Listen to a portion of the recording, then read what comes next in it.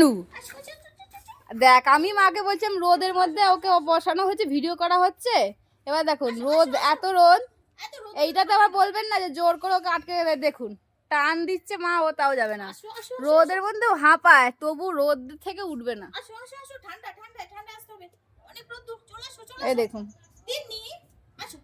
দেখুন কত মানে জোর করে ওকে হচ্ছে নিয়ে যেতে হচ্ছে অনেক। এই দেখুন ওই নিজের থেকে বসলো, ঠিক আছে।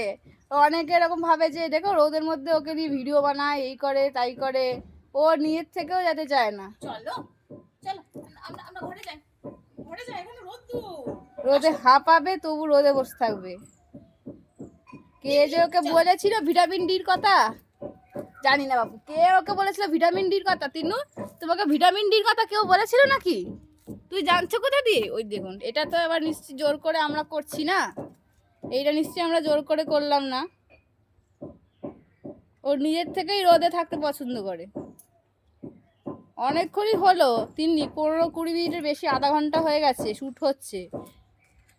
ও নিজের থেকেই যাবে, হাঁপাবে, তাও ওর কিছু না।